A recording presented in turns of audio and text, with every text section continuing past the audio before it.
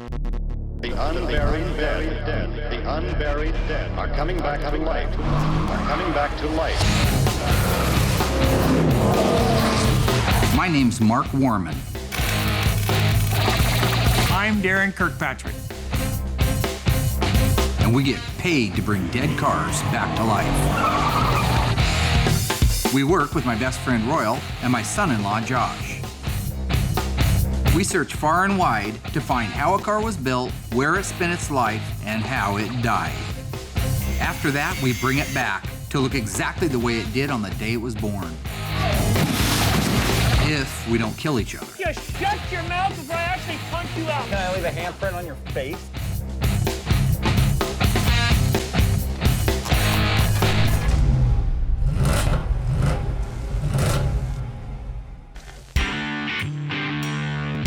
Now that we've got a few things done, the Black Challenger's here, and we're ready to start doing some documenting on that and the comparisons between that and the old one. The Daytona Charger is now here, inventoried and ready for restoration, and we have some panels off the 71 Cuda 6-barrel car. With these things under our belt, it's now time to really focus on finishing the 71 Charger RT 6-pack car. The fact is, we've taken way too long on this car to get it restored, so we need to regroup and get on that car and get it out to the customer.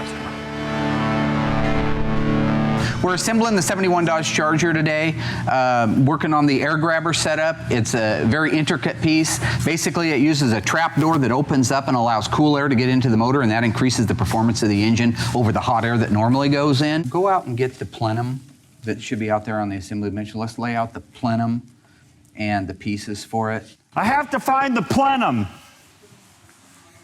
I don't know where the plenum's at, though. I sent Josh out to the boneyard to find the original intake plenum for the 6-pack setup. Here's the actual grabber scoop. Shortly thereafter, he came back in with it in his right hand and said, I can't find it. Never heard it before. Mark, I have no idea where it's at out there. Where what is? The thing in your hand? No, you're talking about the round circular piece. No, the plenum, which is in your hand. Score. I think Josh has lost his mind. We're putting together the air grabber system for the 71 Charger. Basically, it's a fiberglass door that's vacuum operated in the middle of the hood, and when it's open, it allows cool air into the engine compartment, which increases the performance of the engine. That lid, this component, there's a lot of pieces and components and they need to be detailed correctly. So that's what I'm focusing my attention on right now, is making sure that all the pieces and components are detailed correctly and assembled correctly so that when we're done, we can put vacuum tests to it and that door should open right up.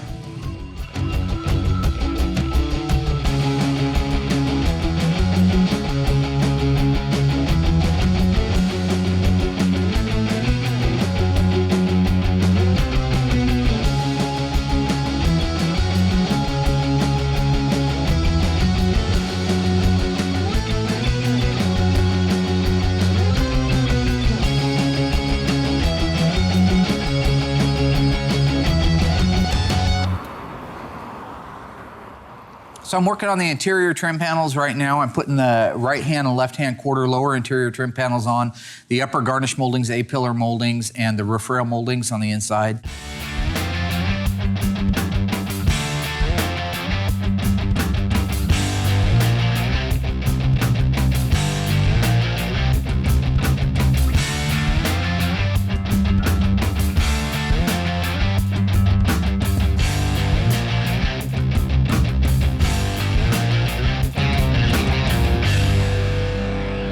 Oh, cool. Wonder what this is out of. It certainly isn't out of this car. That's great. Who picked this part out for this car and had it painted green? It's not the windshield inside reveal molding. This is for an E-body. So that means I probably still need the right one for the B-body. The part that got painted, that's the interior garnish molding for the 71 Charger, was off of a Challenger, which is about 2 inches more narrow than a 71 to 74 B-body. So when I put that up there into place, I've got an inch gap on each side of it before you hit the A-pillar reveal moldings. How's that gonna work? Today is a record hot day. It's 100 degrees right now. Humidity is 2,000. I'm out there pulling the inside windshield reveal molding, sit down in a chair that isn't bolted down, thank you guys. It flips over backwards. What the? I move positions, I crawl back over, the molding hits me in the head, I get rust in my eye.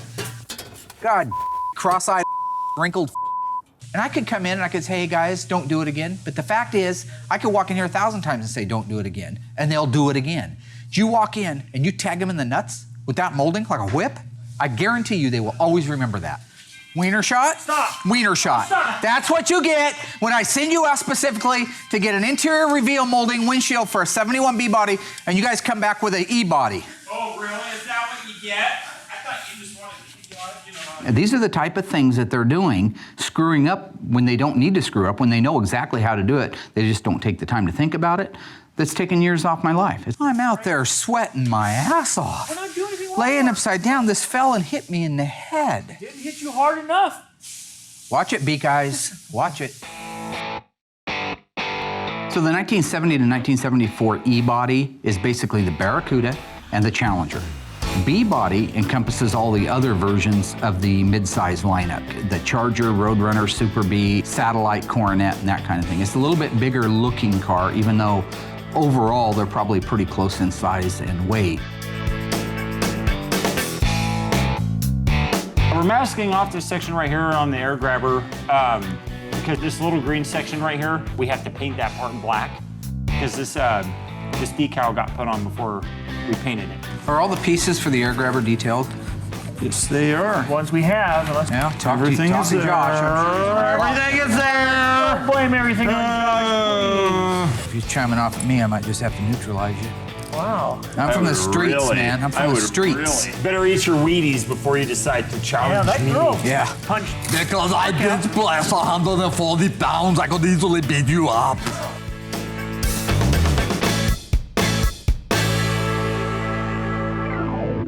There's a reasonable chance I'm gonna kick your spleen in. Remember the 71? The one you rolled off with a big dent in it, that one?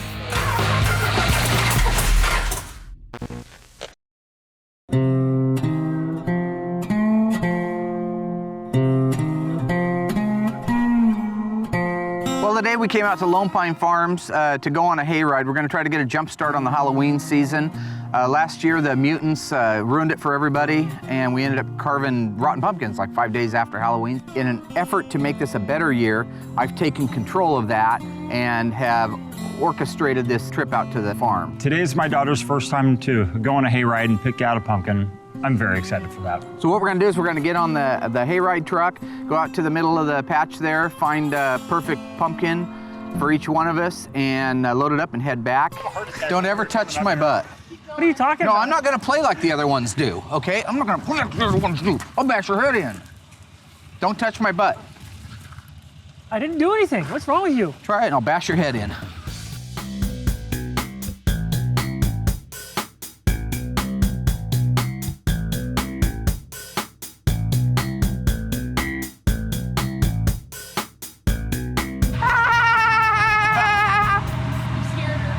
That's a Burt Reynolds laugh from Smokey and the Bandit.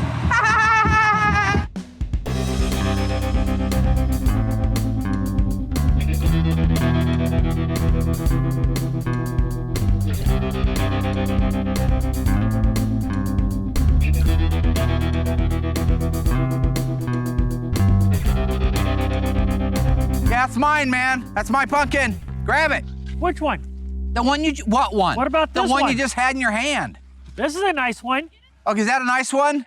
That's a pretty nice one. If that's a nice one, give it to me. There's lots of nice ones, buddy. Get it for me. Come out here and get it. Mark's just been standing here on the brink of the pumpkin patch itself, just barking orders, making fun of everybody's pumpkin. Anything to look like Terminator. I'm gonna get a used pumpkin. Man, you complain a lot. Get out there and find your pumpkin now. Go!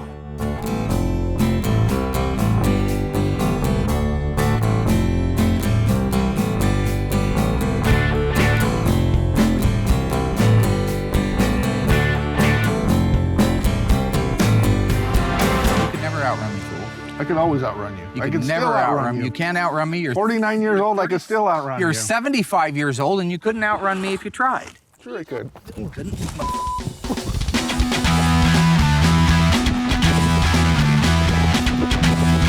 He goes the rocks.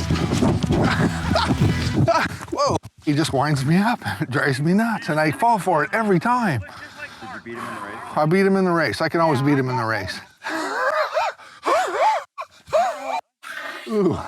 I know. I got a huge No resistance. I need to shave my head and run you again. There's nothing blocking the wind. You know how much hold back there is on it? It'll only take a minute. Dissension. Oh, it's my pumpkin, man. That's what I was talking about. This is my pumpkin. Hey, that's my pumpkin. There's a pumpkin. This is what a pumpkin looks like. Okay, number one, you should be able to find a pumpkin within 3 feet of the road, which I did. It should be well-rounded, perfectly symmetrical, geometrical, astromerical, and asymmetrical. I think I got a good pumpkin. Last year, I just showed up and the pumpkins were there. Oh, of course, I got the best pumpkin. We were looking for one that looked like Mark as a child, as a baby. And if you look at Mark's baby picture and you look at this, you'll see a lot of resemblance here. My wife and I and Emma got the best pumpkins. We got a little tiny one that represents her. We got a pretty one that represents my wife. And then I got a tall, huge, big one that represents me, I guess. We're all farmers deep at heart, I think. This is good. This is God's country here. Good, rich soil. You know, what could be better than this?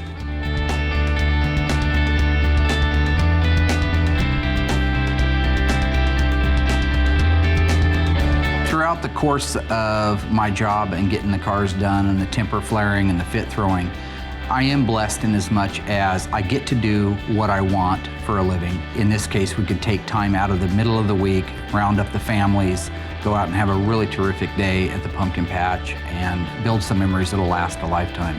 I'd say that makes me pretty lucky.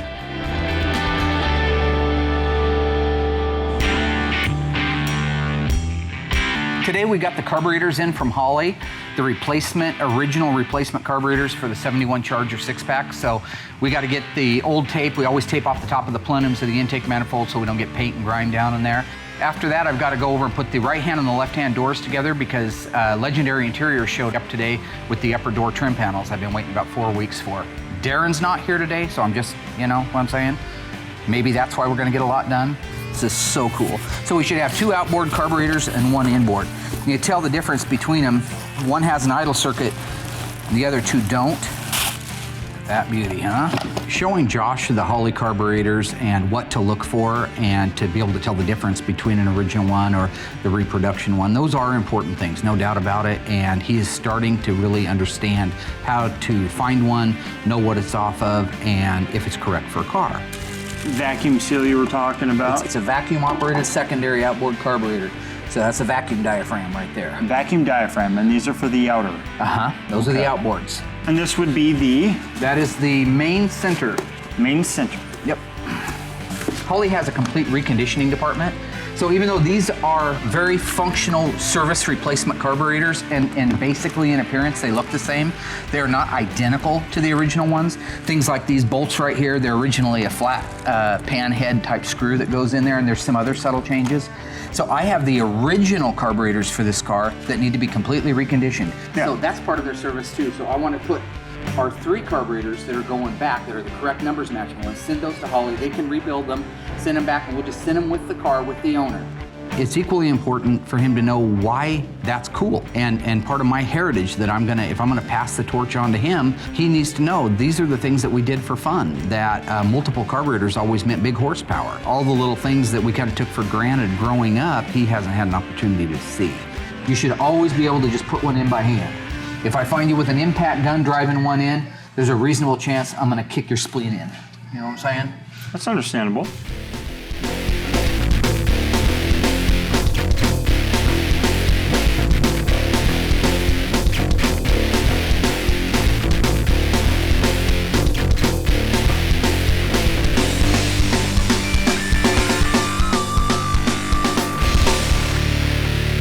After we had the carburetors installed on the engine, it was time to install the coil. The coil on a 6-pack engine goes in a different location geometrically than it does on a regular engine. What color is that wire right there? It's brown. Okay, what color is that one right there? That is black and with a gray trim. They call it a tracer, this color, whatever color that is. So it's got a gray tracer in it? Okay. So the brown is going to go to the positive side of the coil, which is the battery side. So since that wire is longer, right, we want to put this coil in position where that's up higher. You know what I'm saying? So everything reaches like it should.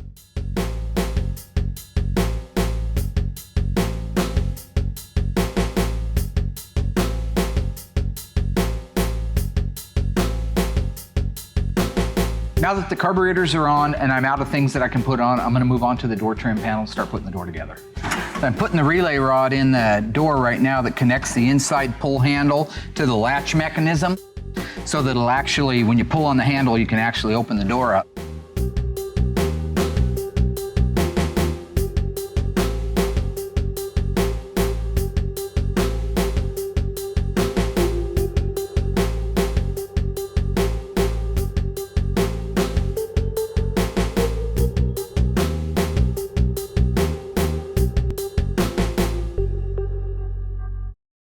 That's stupid. Shut your lurch face. Royal's an idiot. You think you're so smart standing back there? So everybody gets a little tense this time. We're actually getting quite a bit done. Royal's working on the kickdown linkage, and Mark and I are working on the fuel lines on the carburetor. Here are the fuel inlets. This one goes here. And usually, no matter how tight you get these, as soon as you start it starts puking gas everywhere. You have to go back and tighten them some more. We're having some difficulty with the transmission kickdown linkage. The kickdown linkage tells the transmission at what throttle position to kick it down into second gear. Is there an adapter plate in there or something? I don't understand why that faces that way. The bracket that came with the linkage doesn't seem to be facing the right way. It's way off. Something don't look right. He began to get frustrated and cuss like he does. I felt the need to go over there and help him out, save the day, and kind of explain to him what my theory was. Royal's an idiot. Don't understand why that thing's angled. I really don't. That's driving me nuts. Why is my throttle bracket pointed like that, trying to send the throttle cable up to the right-hand headlight? That's stupid. And I'm unhappy about it, and I want to bash somebody's head in. Because it's an aftermarket part. I think when they stamped it, it was like this, and as soon as they stamped it, it went like that. I'm just going to try to find a used or an NOS one. It stands for new old stock, and I'll just send it with the car when the car goes. But for now, I got to get the carburetors up, hooked up, the secondary linkage hooked up, and get this thing where it'll run and drive under its own power, because we're just plain out of time. So while Royal was doing the final assembly of the interior trim panels, Josh and I were working on the final touches for the air grabber system.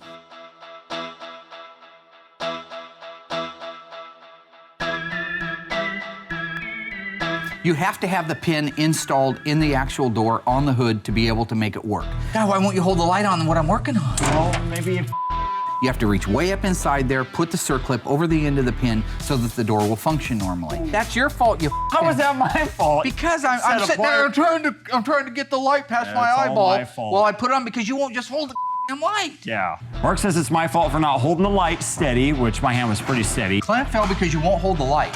That's why fell the clamp because I won't fell. hold the light. Was I holding the clamp, Mark? You were holding the light on a was holding the spider's light. nest up in here. Because you're a bug person. You're that bug man. You know bug man? He sees it. He sees something. He sees something like a bug or a slug or a worm, and he picks at it. He usually has a stick. And he looks at it, and he thinks about it, and he wonders about it. When all the time you should be holding the light on the flip. Hold the light on the flip. No, you creep. It's a pain in the ass. But if you don't do it, then the pin will fall back out, which is what these guys would love nothing more. And then you'd have an air grabber door flopping like that in the breeze when you're going down the freeway at 100 miles an hour. Here, do you want me to reach up there with my right hand? Do you think you can put that in there? You know what? Do you understand you have to have over 9,000 pounds of pressure on this? I think I got it. Did you really? Yeah. Whoa. Okay, there's a clip over. Nice work. Oh, yeah! The first time now, he's worked with me for almost 2 years. The very first time ever, and I'd like to shout out at you, Josh, he did something right. Having Mark tell me that I did something right is like once in a blue moon. This could be the start of something really great. You did it, boss, you did it. You're the man. Why don't you work on getting the hood open? And we need to put these on today. So I'm getting ready to put the Dodge Ram Charger emblems on the side of the air grabber for the 71 Charger. If you had a Dodge version, it was called a Ram Charger hood, so you got the really cool Ram Charger decals with the B. And if you had a Plymouth version, like a Roadrunner, it would be called a air grabber hood. And the air grabber hood had a sticker that was very similar shaped, except it was a shark with its mouth open with all of its little teeth, like it was gonna chomp down on something. But they're a little tricky to put on. I'm gonna hope Darren doesn't bug me while I do it. Good thing I had my Wheaties. is like full bore right there. It's up all the way right there. Okay, let go. Thanks. That was good too. Coolest cars in the world right there. Nobody else did anything cooler. So cool. Only Mopar, baby. Only Mopar.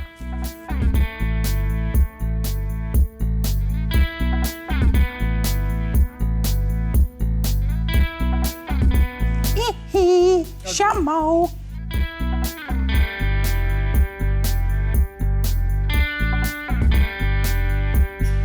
There it goes. Ain't nobody made nothing cooler. Ain't nobody made nothing cooler. Look at that. That is awesome.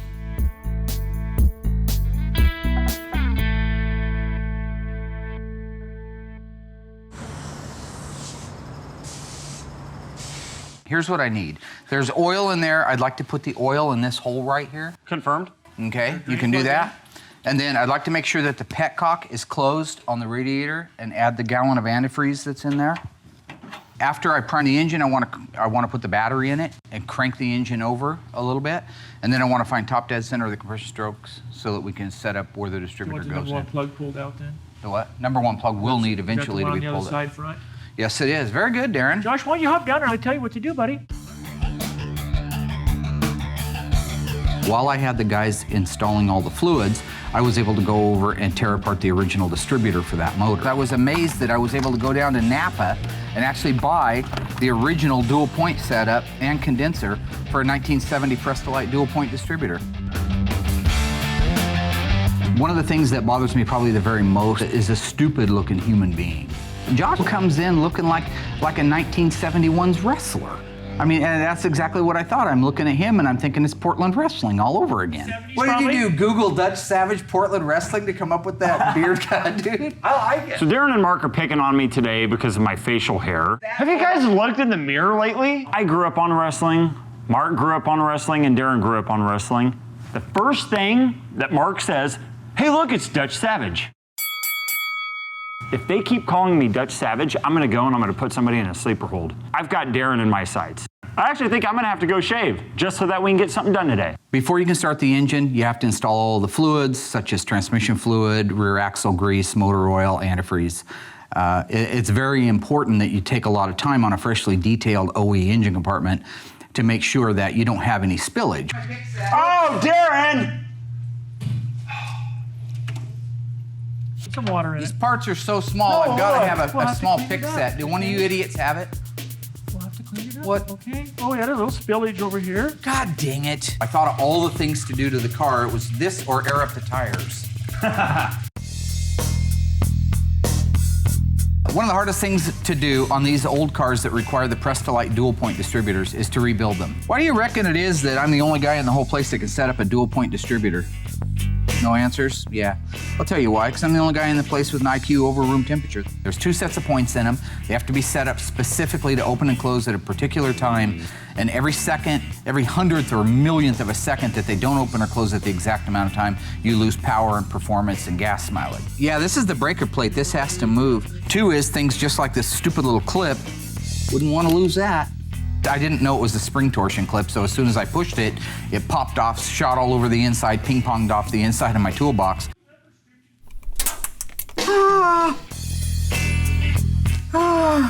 Did anybody hear that? Oh, I'm not gonna find that. And I just got super lucky. But see, I was careful though, looking for it. Bobo the circus monkey and his partner up front that just managed to pour water all over the ground, they wouldn't have. They'd have come in through here like the Tasmanian devil, ripped everything out, thrown it on the ground, said it's not there. That's why I'm doing the dual point distributor. That is why.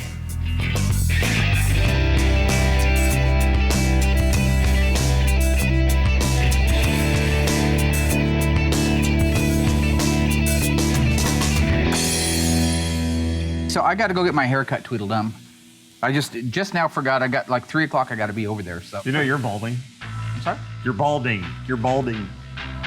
Not to be rude, but I'm just letting you know. You know, I was kind of nice about the weird pork chop thing, the Dutch Savage looking thing. I didn't point out the fact that you've got, and I don't mean this bad, but you got challenge lips. You know, like Sylvester Stallone. But when he screams out for like Adrian, the whole left side droops down like a stroke victim. I may have his lips, but you have his eyes. I may have his eyes. A lot of women happen to think these are very sexy eyes. So do me a favor while I'm gone. I'm going to take my bald head over and have the sides trimmed like an old man from the circus, okay? In the meantime, I want you to make sure that the power steering pump is ready to go back on the car, because I'd like, once again, like I said at 8 this morning, to start the car. That'd be great. I give up, dude. I'm shaving. You think you're so smart It standing back there? does. Hey, buddy. And I can hear it running already.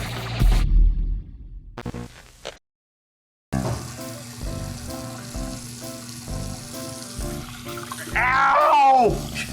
Gosh, we gotta find some tools. They've got and the monkeys have got the tools scattered. I don't know which one. I'm using a woman's razor. You know why? Because these are the most sensitive razors I have ever used in my life. Come on, buddy. We need in there. Oh, hang on! Actually, unlocked. Why did you shave your beard off? I thought it looked good. I think you should have left it on there. What? No, why did What you, about that? Why did you shave it off? We all told you we liked it. We said we liked it. What is wrong? dude. And now you shaved it off. Hey, can we kill the breaker in there for the light?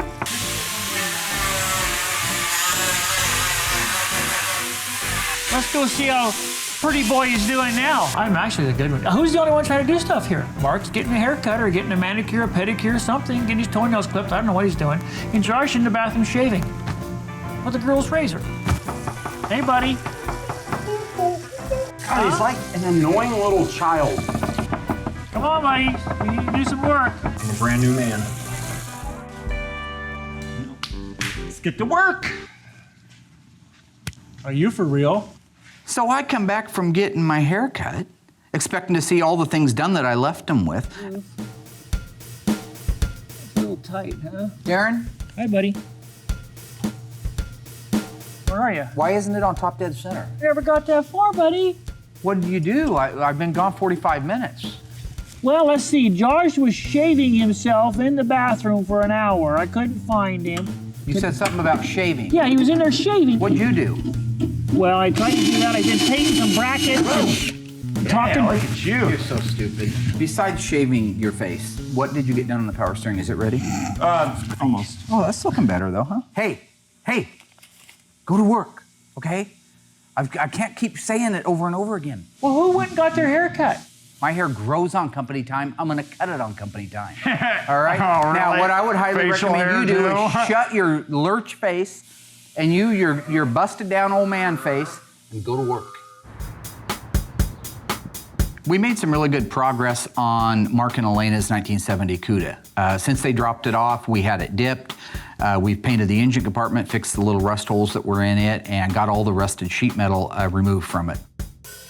I thought this was a really good time. I know that they had had a bad experience at the prior shop, so I wanted to take this opportunity for them to come down and kind of get their batteries charged again. Mark invited us down here this week to take a look at the car, see what the progress is from the time that we had dropped it off. I said last time we were down here, the car was the rust bucket that it was. I can hardly wait to see the car. I'm excited. He's excited. I'm really He's excited to see it.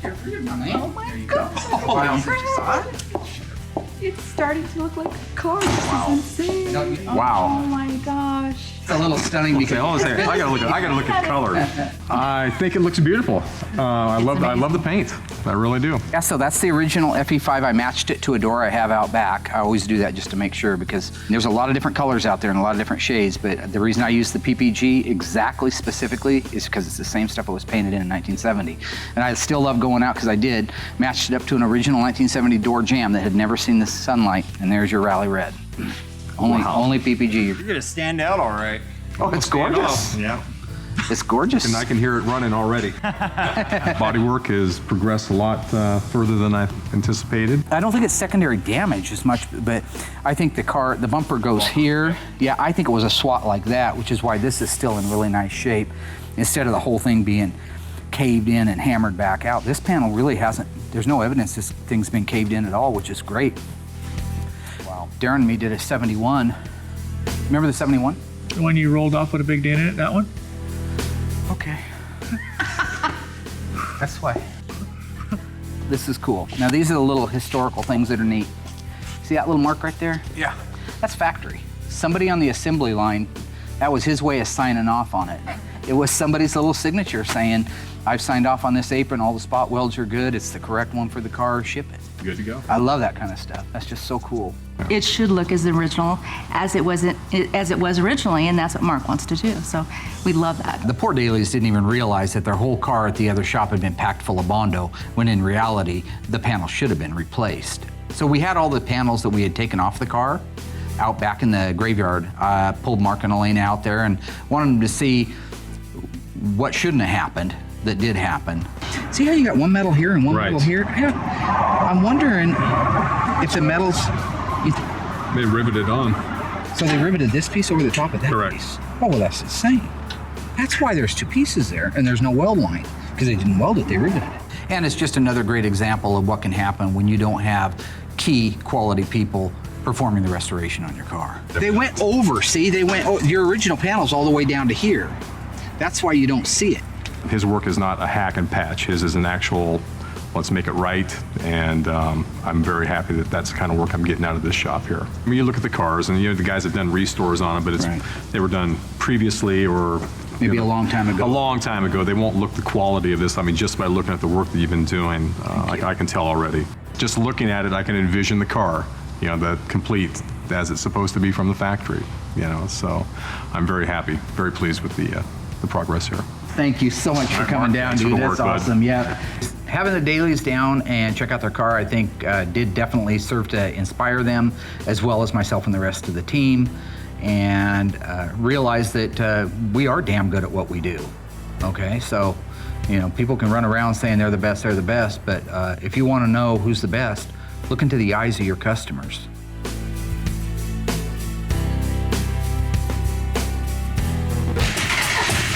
You think you're so smart standing back there? It took my breath away. It was really cool.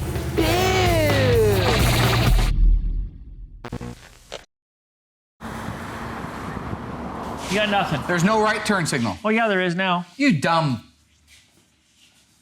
Okay, I'm gonna look for a left. Yeah. Once we had finished making all the electrical connections, it was time to do a systems check. So basically we run through all the lights to make sure that the headlights, turn signals, brake lights, side markers are all working.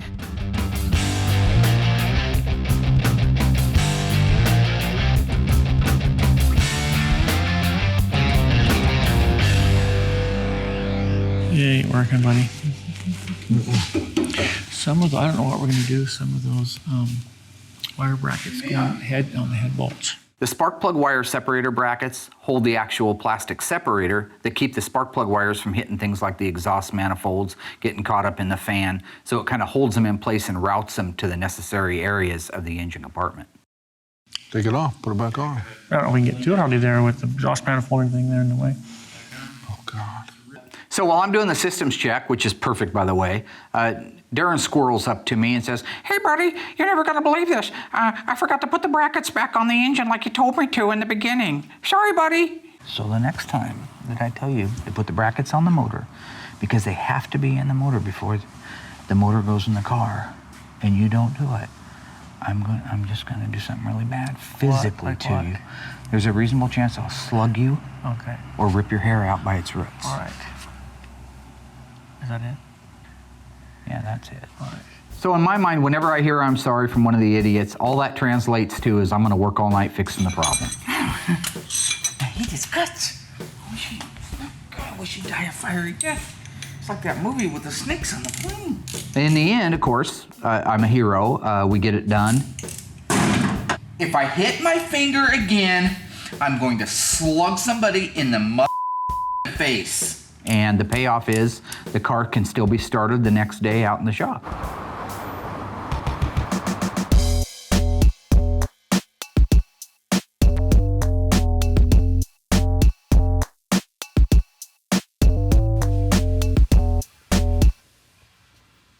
Where does the cooler bolt on to?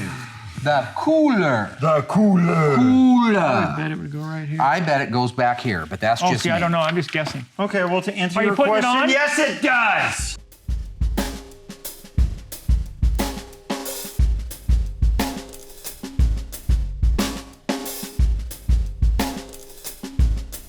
God, my daughter was so beautiful, she could have had anything. I heard that. If you hear everything, you freak, bring me the bolts that hold the brackets to the power steering pump. That quieted you up, didn't it, Lurch? What? I need the bolts to the power steering pump to hold the brackets to the pump. What?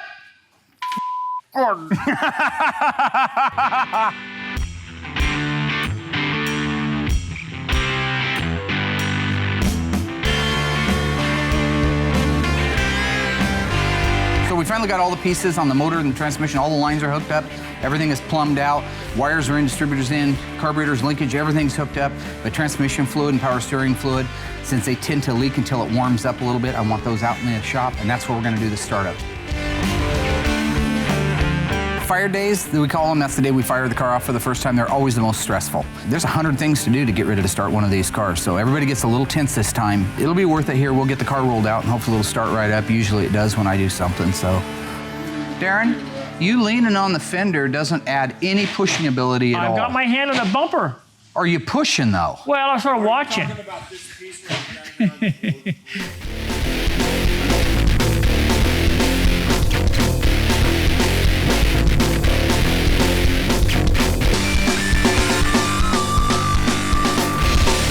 Okay, so where are we at? This time I want to avoid what happened last time. It was Darren or Royal or Lurch's job to make sure that the antifreeze was full, and it didn't. It got low, it overheated, Darren got burned on his back, started crying like a little girl. So we're gonna try to avoid that this time.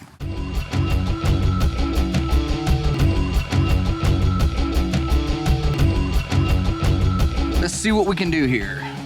Fire it up Needs more there. gas. Missing exhaust? I'm sorry, what was your question? It needs more gas. No. Royal, what'd you say? Something about an exhaust No. leak? How about it needs a little more timing? In this case, it wasn't starting like it was supposed to. It sounded to me a little bit like it was missing timing. Needs gas, doesn't it? Maybe the battery. I'm not getting gas. You think you're so smart standing back there? does. You think you're so smart standing back there shouting out what everybody knows? No. We're just not Gas in shouting it out. Put some gas I in want it to breathe on its own. Is that okay? Is that okay? Should we pull it back out? No, I don't want to pull it back out. Is it pumping gas yet? But it did need more gas. Oh, I'll put what I want in it. I'll put what I want in it. I'll put what I want in it. It's gonna go bang. It doesn't go bang. It's not a shotgun. It's gonna go bang.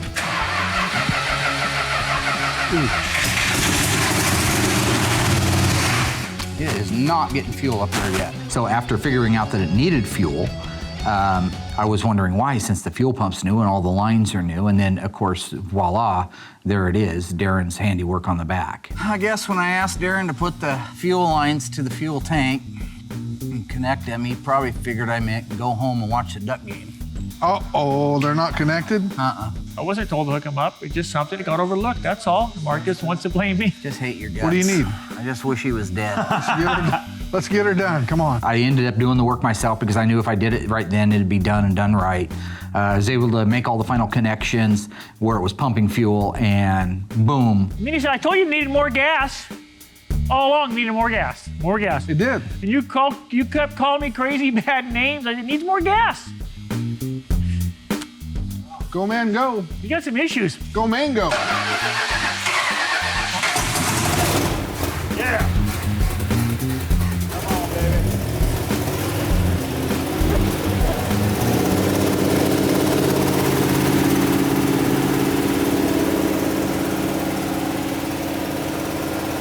I don't think it sounds that bad, do you? No. I've been roiled. What happened now? All over the ground, gas. Get a rag and wipe it up. So while it was running at the master's hand and running very well, boom, another problem surfaces.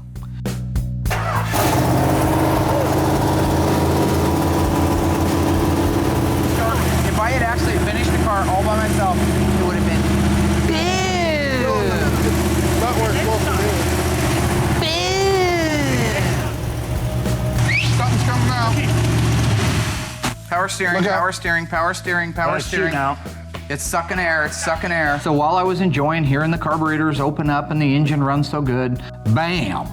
Power steering fluid straight up out of the vent.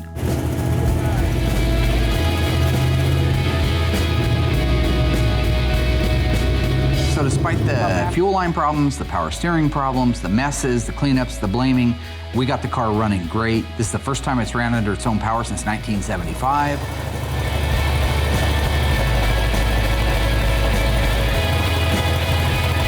It ran really well. Today was a long day, but the payoff was pretty great.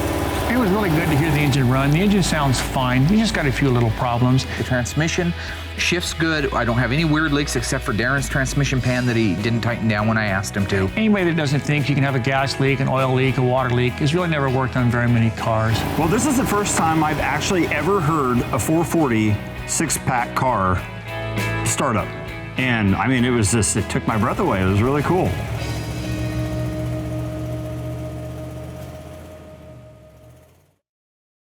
It's an enigma wrapped inside a riddle, toasted up in a Pop-Tart with crazy on top, crazy frosting. I think his counseling is starting to help, but I'm really not quite sure that it's been worthwhile. I think we had a pretty darn good week. The 71 Charger is nearly ready to get the final assembly on it and off to the owner. We connected the N96 air grabber system, which works flawlessly, of course, which I think is still one of the... You didn't do anything. Me and Josh put that together, remember? You just threw the instructions that it said here. Doesn't matter. Bottom line is, air grabber works great. One of the coolest things, I think, is the N96 air grabber on the 71 and 72B bodies. And Mark and Elena Daly came down to check the progress on their 70 Cuda 383 automatic FE5 Rally Red car. Yeah, they're very happy with the way it looks. Love the color, and why wouldn't they? Who makes the #1 color in the world on Chryslers? PPG. PPG, that's right. Pittsburgh Paint and Glass. Know what it stands for? The DBC system, that's right. They were painting the cars back in 1970. Did you actually see the episode? Were you there? The 71 Charger, we installed how many CFM Holley carburetors? 1350. 1,350 CFM replica Holley carburetors on there, which when that thing started up, there's just nothing. That's some ferocious stuff right there. That's almost moving sucked air. us right into the air cleaners. There's so much. Didn't almost suck us into anything, but it sounded good, okay? We did a systems check on it, and everything worked out great. All the lights working, heater working, radio working. That's because I mostly pioneered the electrical portion of it, but it doesn't matter. Got the door panels on it. Got the door trim panels on it. Part of the interior is put together, that's right. Had a few problems getting it started, but ultimately we did get it running. What was wrong with why it wouldn't start? We've had some timing issues, and we weren't getting gas, which was the main issue. Because you guys forgot to hook up the hoses that go from the steel lines of the car over to the gas tank. I believe that was Royal. And then when you did hook them up, you didn't put the clamps on them, so then they puked all over the place. But Supermark to the rescue, got it running and put it in gear, ran it through the gears. Everything seems to be working good. Rear end sounds good. So, and I think, you know, it's always a victory on top of the cars, on top of the people, on top of the tools, on top of all that stuff. Just the fact that I haven't actually split your head open with a maul. You know, so that's, you gotta be stoked you made it another week on the planet. The neighbors missing their chickens? I don't know what your Because I problem think is. that I know where they're at a lot of times. You look like they've been digging into your eyes, you know, like crow's feet, you know, marks. Are you crying? I'm not crying. Well, Well, look, my eyes are watering because it's You're crying. because of the heat from the light. Grown man crying. What's the deal, buddy?